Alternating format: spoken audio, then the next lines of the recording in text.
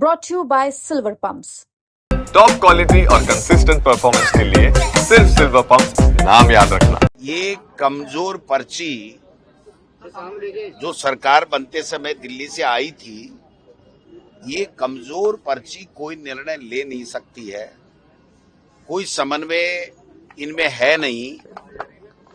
एक कैबिनेट मंत्री अगर ये कह दे कि ऐसा ही भर्ती निरस्त होनी चाहिए वरना मैं कोई काम सरकार में मंत्री का पद नहीं रखूंगा, और 9 महीने तक वो केवल इस मांग को लेकर के और 9 महीने तक विधानसभा में भी नहीं जाए, अपने डिपार्टमेंट का काम नहीं करे, और आज सरकार ये कहे कि ये भर्ती निरस्त नहीं होगी, तो उस मंत्री को या उस मुख्यमंत्री को दोनों में से एक व्यक्ति को जवाबदारी लेनी चाहिए थी कि इस प्रदेश के लोगों को, नौजवानों को, जिनको आपने बड़े बड़े सपने दिखा करके कांग्रेस पार्टी पे अनर्गल आरोप लगा लगा करके आपने जो उनके सपनों को लूटा और जो लूट करके सरकार बनाई, भ्रमित करके सरकार बनाई, झूठ बोल के सरकार बनाई, और उस झूठ में देश का प्रधानमंत्री को भी आपने शामिल किया। कितने नेताओं के नाम गिनाऊं जो बार बार यही कहते थे कि कांग्रेस पार्टी ने पेपर लीक करा दिए, हम सीबीआई की जांच कराएंगे, हम लोग इनकी निरस्त करेंगे, हम दोबारा ऐसी भर्ती करेंगे कि कोई कुछ भी लीक नहीं हो।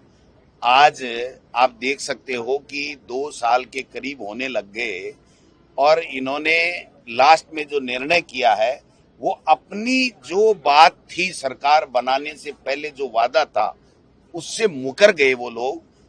तो अब जनता इनकी बात पे भरोसा कैसे करेगी और किरोड़ी जी अब कैसे काम कर पाएंगे इस मंत्रिमंडल में, ये बहुत ही अहम सवाल है जिसका जवाब मुख्यमंत्री जी को और इस सरकार को देना चाहिए।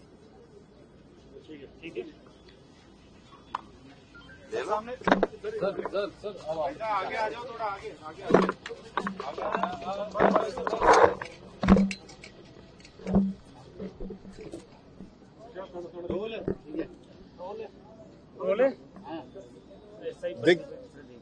देखिए, ये निर्णय इतनी देरी से क्यों हुआ?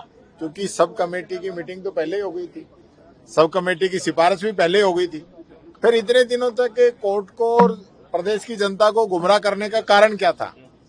आप एक तरफ आपकी पुलिस की रिपोर्ट क्या कह रही थी, एसओजी की रिपोर्ट क्या कह रही थी, और आपकी सब कमेटी की रिपोर्ट क्या कह रही थी। फिर सारी बातें पहले ही तय थी, तो फिर क्यों तो किरोड़ी जी इतने दिनों से प्रचार कर रहे थे और क्यों मुख्यमंत्री जी इतनी बड़ी बड़ी बातें कर रहे थे, जब आप लोग खुद ही इस पूरे प्रकरण के अंदर कोई स्टैंड नहीं ले पाए और सिर्फ राज लेने के लिए आपने प्रदेश की जनता को गुमराह किया। चुनाव में आपने खूब बयानबाजी की, लेकिन आज क्या हुआ है? वही ढाक के 3 पात। आपने क्या इसके अंदर निकाल के लेके आए ये तो बताइए।